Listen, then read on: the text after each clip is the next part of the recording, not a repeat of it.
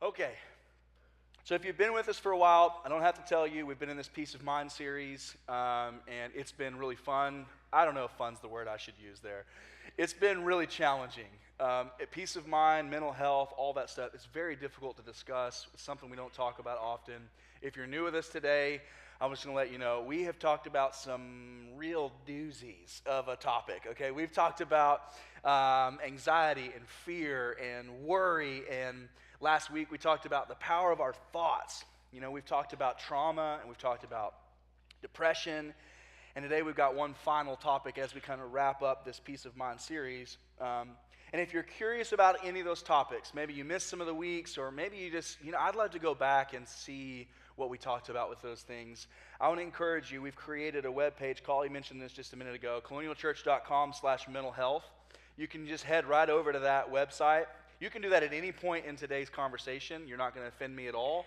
That's why it's there. If you're curious about those things, it's got a list of resources. It's got the links to all the messages that we've taught on during this series. It's got a list of counselors, so that if you're wrestling with something and you really need to speak to someone, it's got a list of people that you can contact, reach out to. Jump over there at any point in today's conversation. I think it's really important. And I want to say this. As we talk about the conversation today, some of you might think that we have been privy to your text messages. Like, some of you might think like we're like your phone listening in so that we can just put that perfect ad in right there. You know what I'm talking about.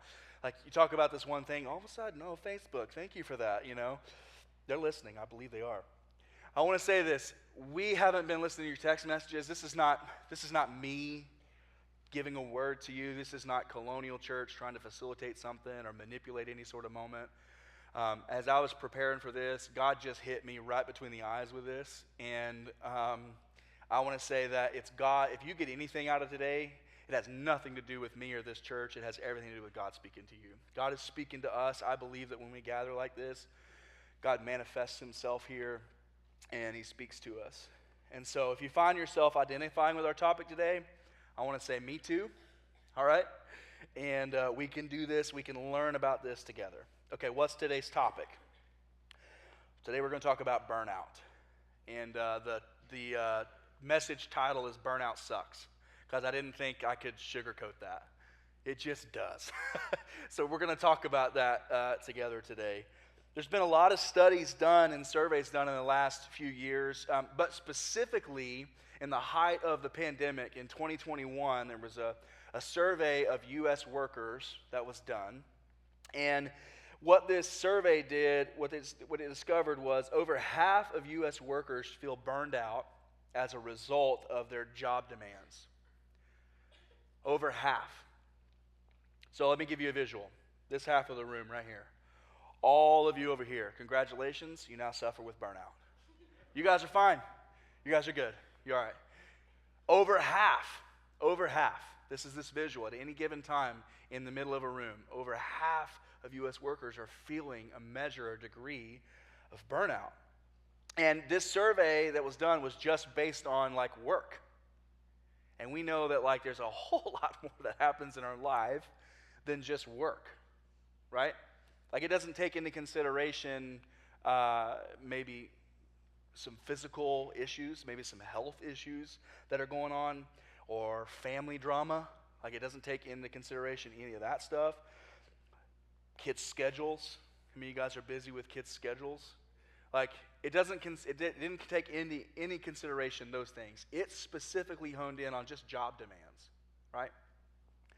If over half of U.S. workers are experiencing burnout simply based on their job demands, how many more would be experiencing burnout as a result of all those things compounded and thrown together? And if that's the case, I think it's a topic that we really need to spend some time with, we need to wrestle with, and we need to address as best we can. I also want to preface this conversation by saying burnout isn't just the results of like a lot of work. Like, it can be that, but burnout also can be caused by multiple things all at once. Like, it can be a combination of mental, emotional, physical exhaustion in like the different domains of our life. So what's like a domain of our life? I'm going to give you kind of that context. Your vocation, like what you do for a job, that's a domain, okay? Your personal life, like your habits, your interests, that's a domain. Your family life, your faith life, your community life, these are all domains in our life that we can experience a degree of burnout, either mentally, emotionally, or physically. All those things can kind of come together. And if you get 3 or 4 of those combined and you're experiencing a measure of that, like burnout is going to happen pretty quickly. One counselor describes burnout like this: burnout is generally a reflection of our inability simply to balance all the competing demands that we struggle with. Burnout is generally a reflection of our inability simply to balance all the competing demands that we struggle with. So what is it? What is burnout? Well, it's the social pressure to be there for everyone, to live up to their expectations, to say yes, to be available, to serve, to give, to be positive, to keep up the image, to show everybody how good your life is on social media, even though you feel like you're about to fall apart in your own circle. It's the financial pressure. I got to pay for this, I got to pay for that. Like the kids need this, the kids need that, and I feel like I'm getting more behind financially. On the kids, let's talk about the kids, the kids' activities. Go here, go there, provide this, do this. Hurry, get everyone in bed so that maybe, just maybe, I can have an hour to watch that show that I wanted to catch up on. Maybe, if I'm lucky. And it's not just parents to their kids. Like some of us are dealing with aging parents and all the mental and physical and health issues that can kind of compound with all that. Aging parents. And then there's stressful work environments, and there's all this craziness and like hatred and division that's kind of pervasive in our culture and society today. And then there's like spiritual guilt, you know, like maybe you've said this before: I'm just not good enough. I'm not really living up to God's expectations. I'm not living up to my own expectations, you know, and it sometimes just feels like it's too much. This is what we're talking about. Does this sound familiar to anyone? Like raise your hand if you feel like this. If maybe you're feeling a little stressed, raise your hand. Go ahead. Raise your hand. Feel a little stressed. Maybe feel a little burnt out. I got a little stress listing all that stuff, you know. I want to do something together. I want to do a little crowd participation, okay? Draw your attention to your shoulders. Okay, like acknowledge you have shoulders, okay? Unless, of course, you don't, which would be weird. Like draw your attention to your shoulders, and now what I want you to do is just be conscious, relax your shoulders. Like just allow your shoulders to drop. And just. How many of you didn't realize that your shoulders were up and were tense? You were carrying. How many of you didn't realize that? That was happening right now. I didn't realize I needed to be conscious about letting my shoulders drop and not carry tension and stress in my shoulders. This is what happens. Sometimes it can just creep up on us. We're going to spend some time talking about burnout. But before we jump into burnout, I think there's a distinction we need to make between stress and burnout, okay? And I want to be careful. I want to be careful about this. I don't think self-diagnosing is a good thing.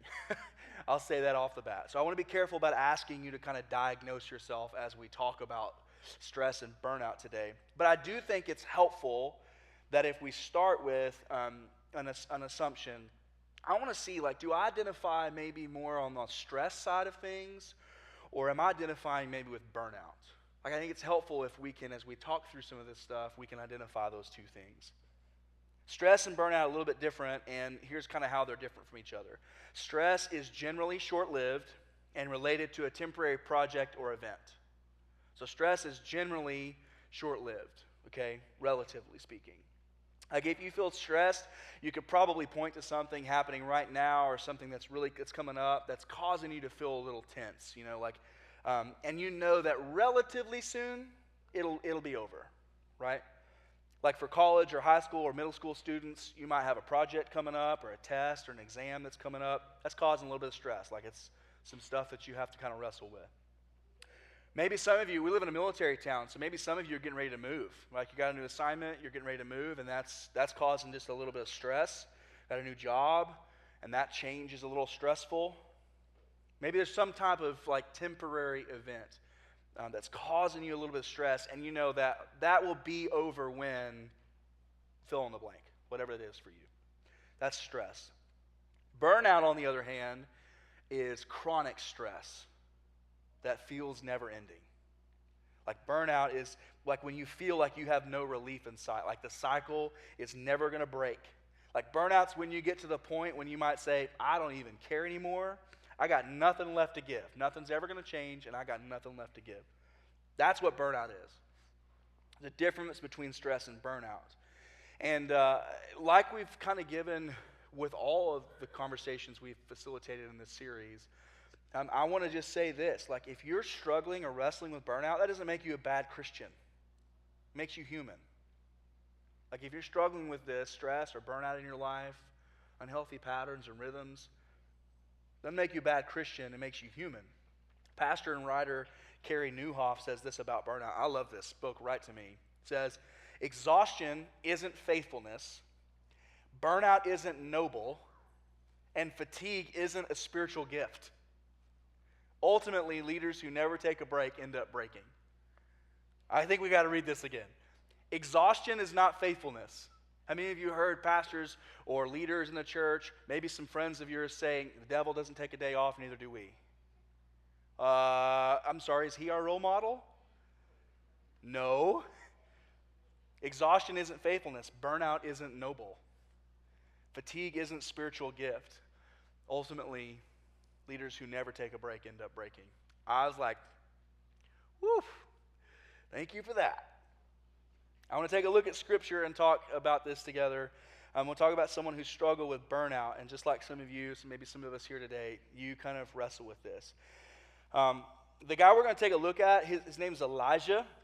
He was very close to God. Like if you look at his spiritual resume, so to speak, like what gives him his credence, you would see that God had miraculously provided for him in several different ways, one with bread and with meat from ravens.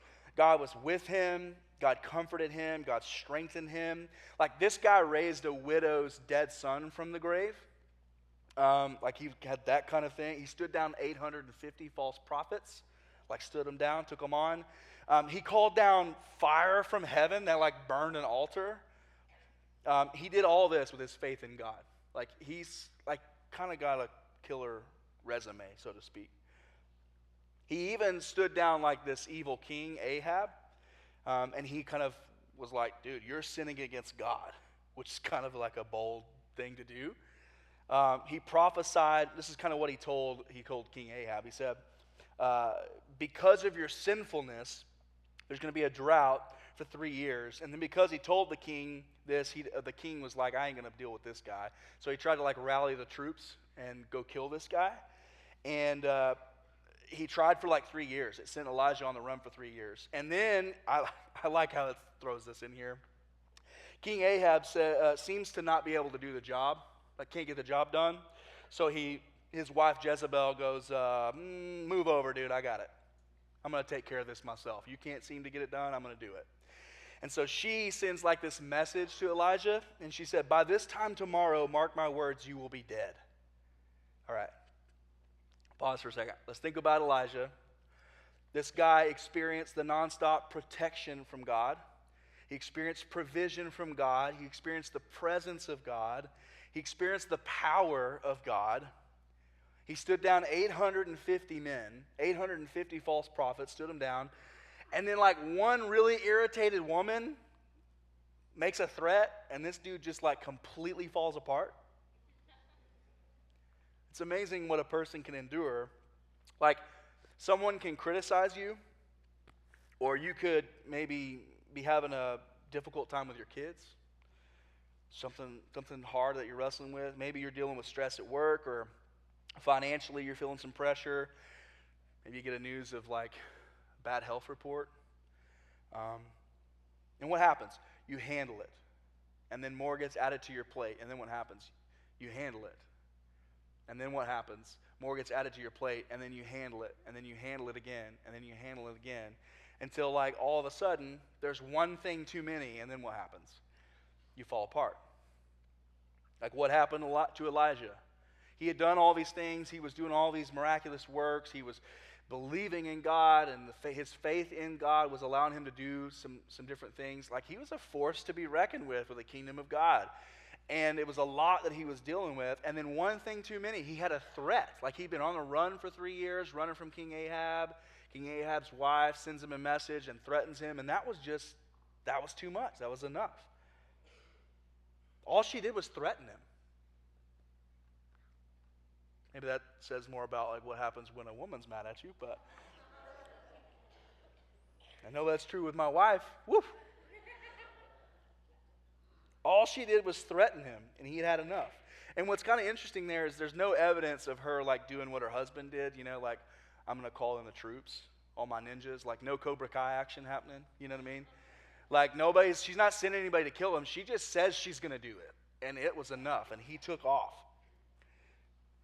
And he crumbles. I think one of the greatest tools that the enemy uses for us is fear. That he uses fear against us. And it's one of his greatest tools. Like that's the one that's always in the tool belt. I want to look at the story. When we talk about Elijah, I want to take you to Scripture and let you read the story with me. And unfortunately, you might see yourself in this story. Like you might resonate a lot with what Elijah is going through here. I want to jump in. 1 Kings 19, 1 through 5 says this. When Ahab got home, he told Jezebel everything Elijah had done, including the way he had killed all the prophets of Baal.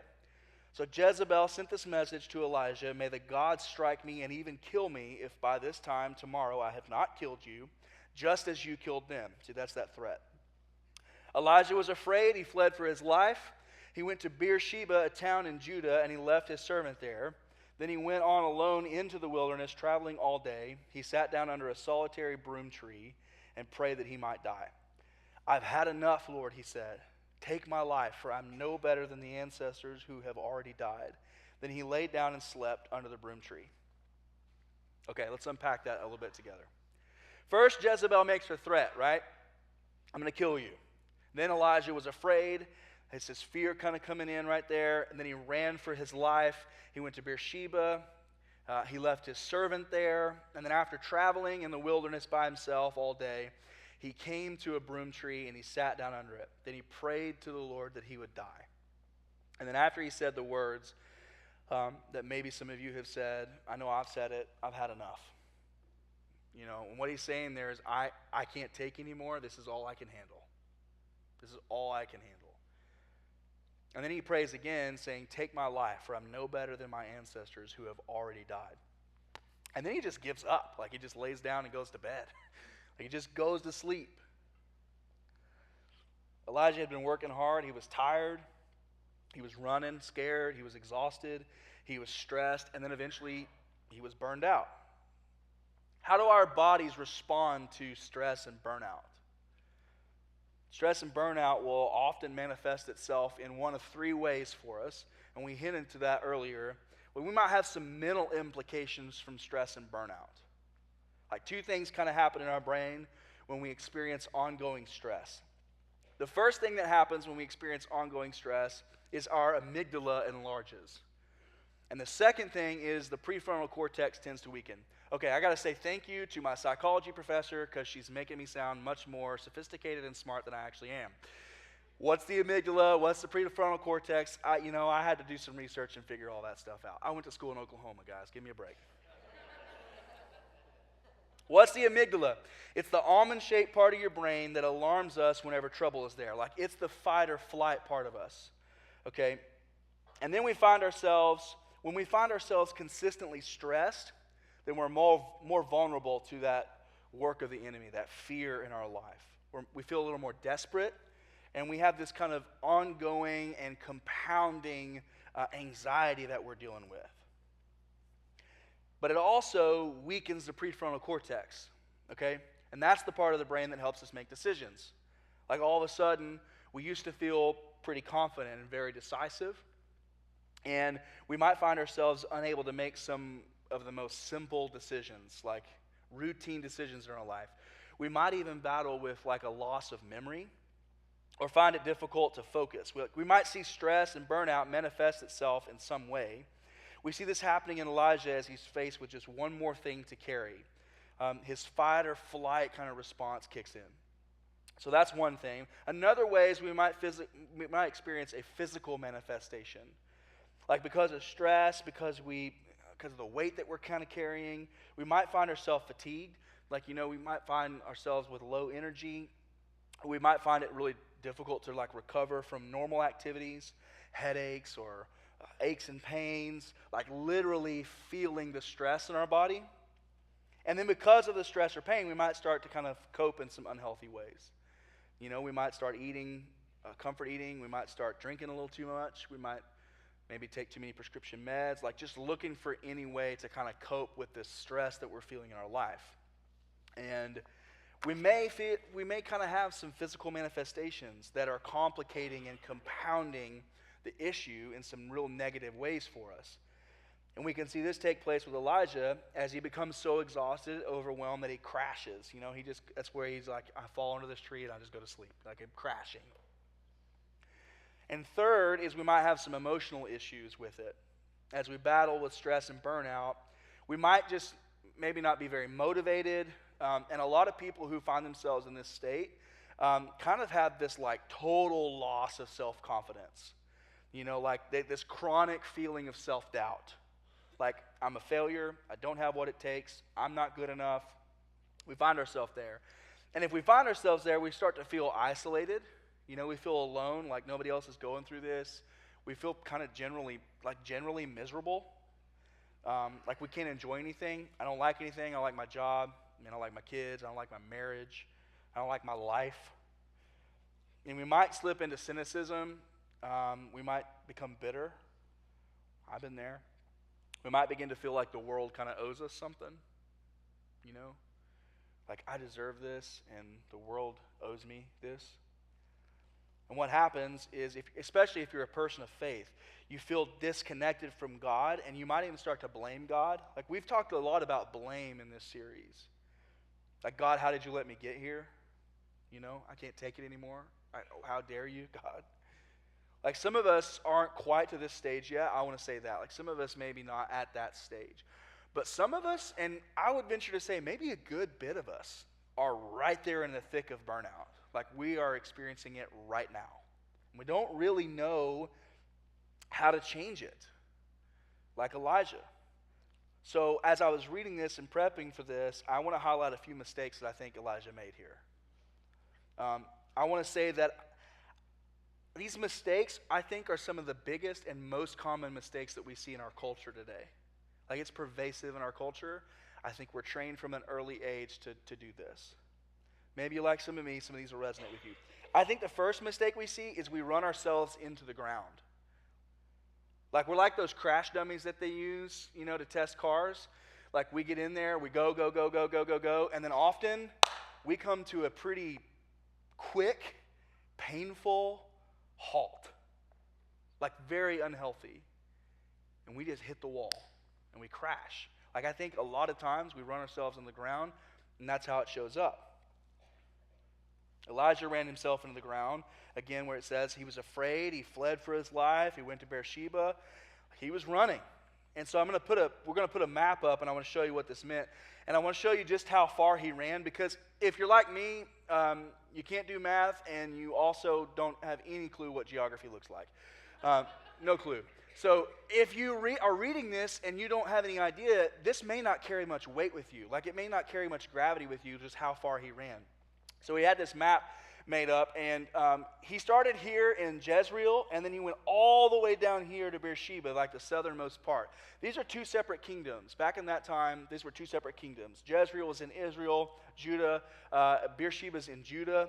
Like this would kind of be the equivalent of maybe starting in the kingdom of Oklahoma, right? Like maybe starting up there in Oklahoma City, and then running in a straight line all the way down here to Wichita Falls, which is in the kingdom of Texas. This is what, like, if he ran on foot all the way from Oklahoma City to here, this is kind of the equivalent. He ran over 100 miles to get to this place, and he ran, and then he just like crashed where he could. Like, I couldn't run anymore. This is where I landed. Like for most of us though, we're not like physically running. Like our version of running may not be like, I got to book it. I got to get out of here. That may not be what running looks like for us. For some of us, we are like motivated or we're like led by the shoulds in our life. Like the things that we should do.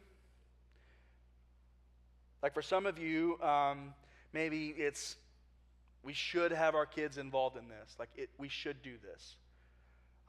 We should be at this particular stage in our life because we're this age now and this is where we should be. Some of us are motivated. We should go to this school. We should go to that school. We're motivated by all these shoulds in our life. For some of you, you may be motivated by fear. Like, if I don't do this, then this thing will happen. If I don't do this, then this will happen. If I don't say this, then that thing will take place. If I don't show up and do it, no one will. Nobody can. It's got to be me. I got to be there. Like that is fear though, right? Like that it's something bad is going to happen if I don't do X, Y, Z. So your version of running might be, fear. Like if you're a college student, you might say, I got to make good grades, I got to work a full-time job, I got to make sure I don't get much debt, I got to live up to everyone's expectations, I got to be in sorority or fraternity or play my sport.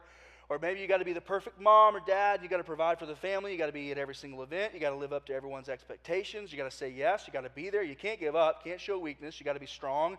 Over and over and over again, we make the same mistake and we run ourselves into the ground. It's exhausting. We crash. That's the first mistake. Second mistake is we try to do it on our own. I got this.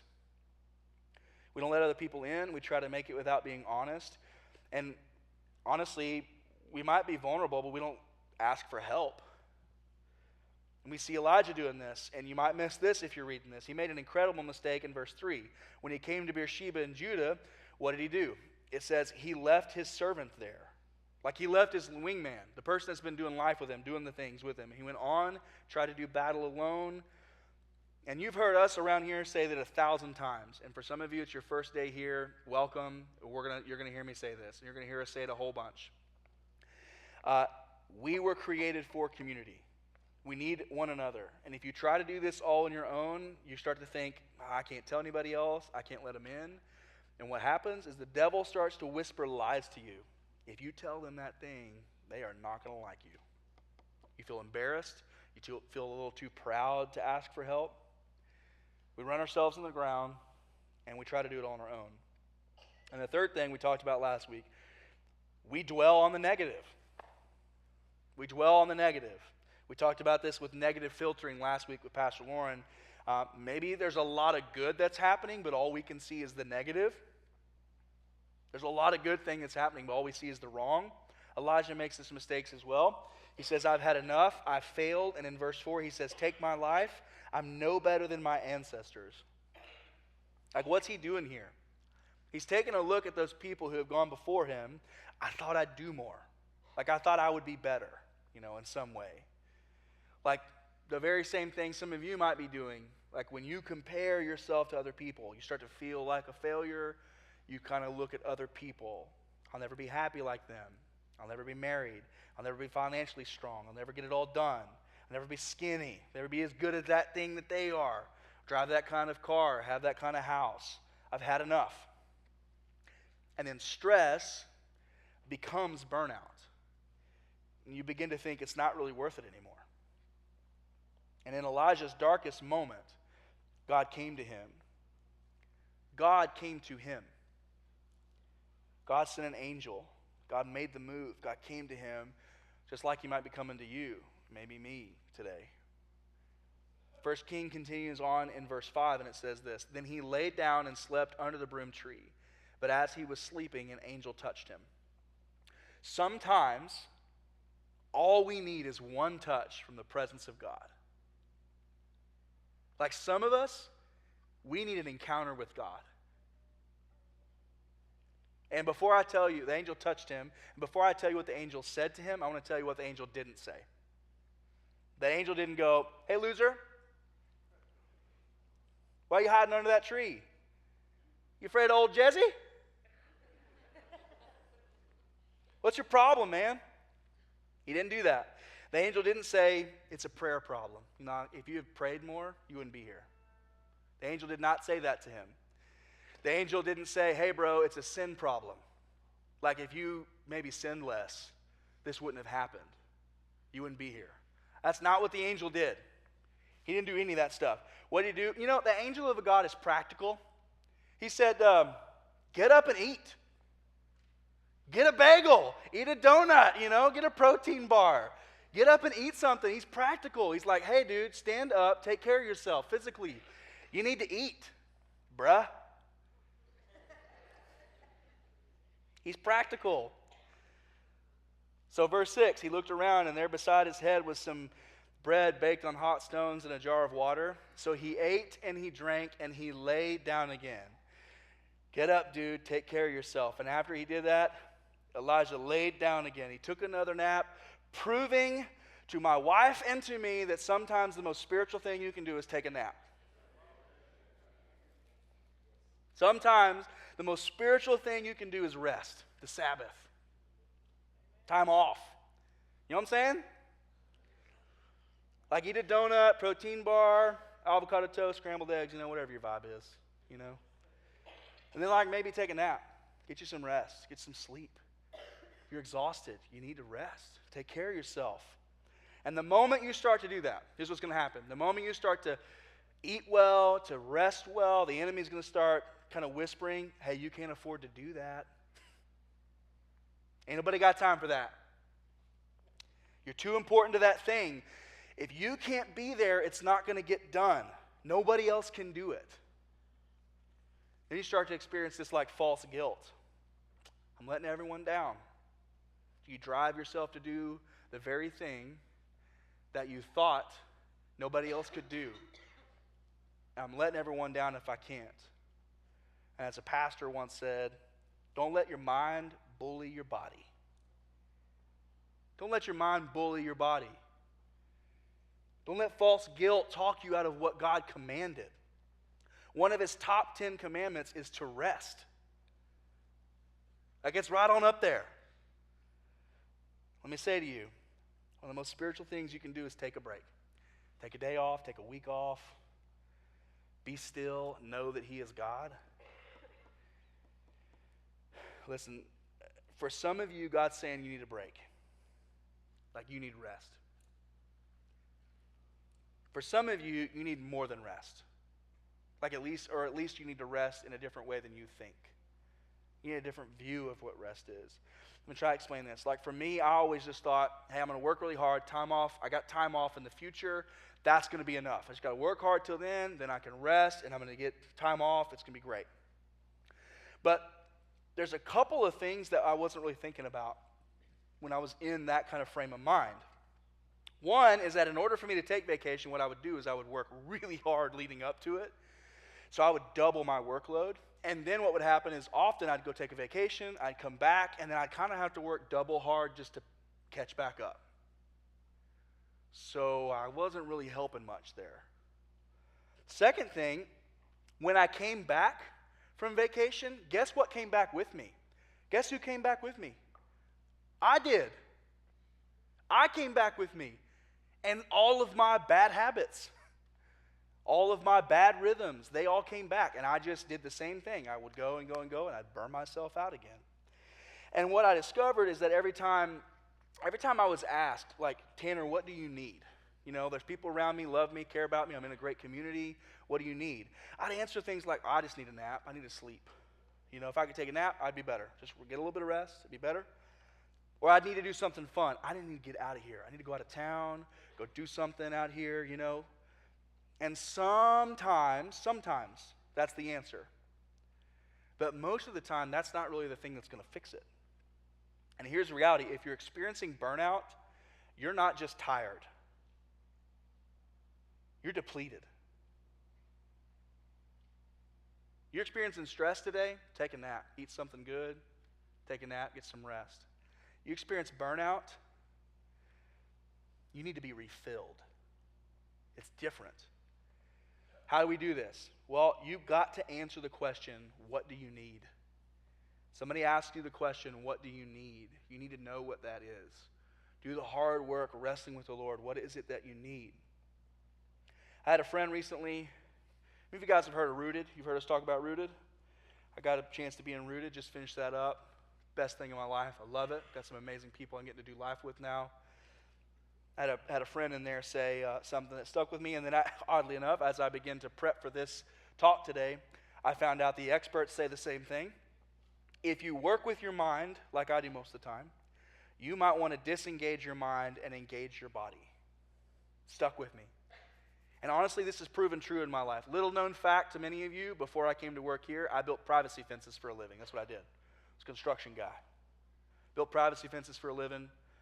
Probably the most fun job I've ever had. Like, I love to work with my hands. I love to build stuff. Woodworking, all that kind of stuff. I like to hop on a tractor and move this pile of dirt from here and pile it over there. Like, that's relaxing for me. That's what I like to do. I like to work with my hands. I found that this is true, and I didn't really know that's what I was doing. I thought I was just kind of escaping. But it's important for me to have that distinction, because when I start to feel stressed or I start to feel the weight kind of creeping in, I need to know what it is that brings me some relaxation, that brings me disengagement. For some of you, you are the guys building privacy fences. You're maybe a mechanic. You're on your feet all day, maybe medical field.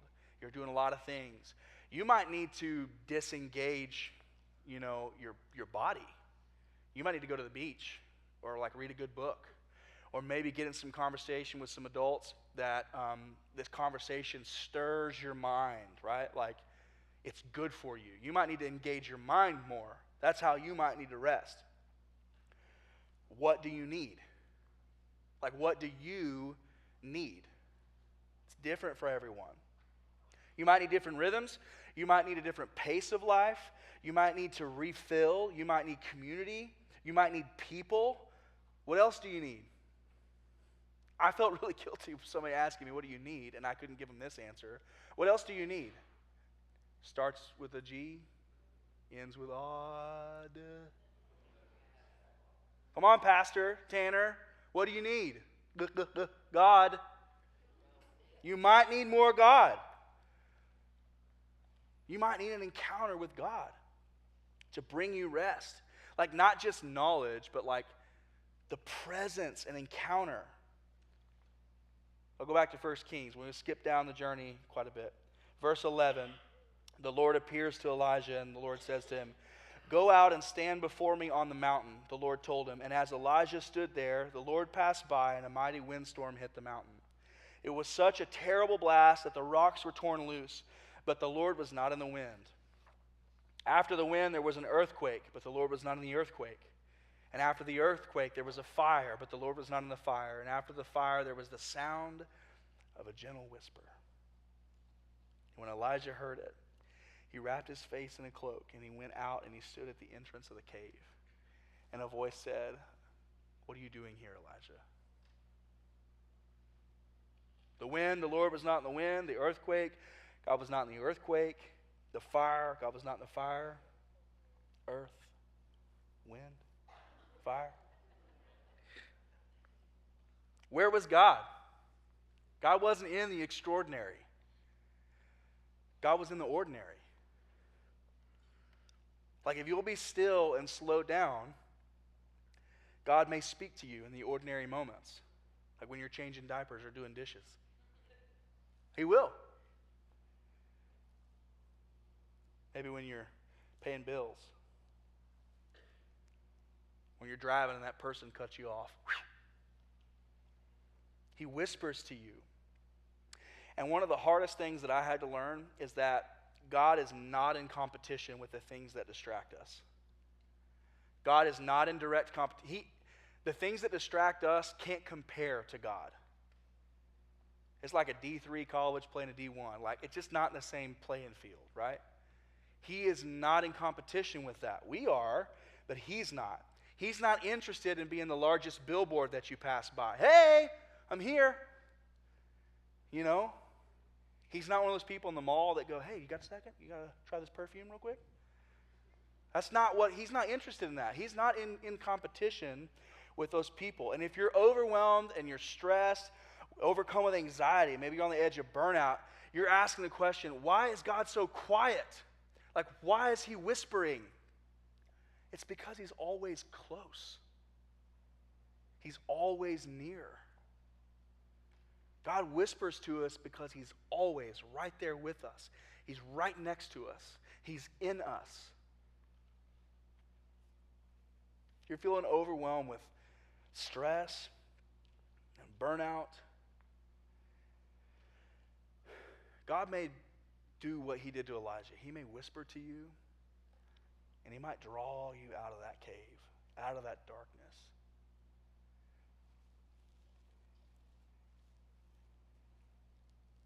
I want to wrap up with this. Some of us are on the edge of burnout, overwhelmed with stress. We need to answer that question. What do we need? We need to look at our rhythms. We need to look at our patterns. We need to make a change. Talking with my buddy Tyler this weekend, and he said something that I think is appropriate.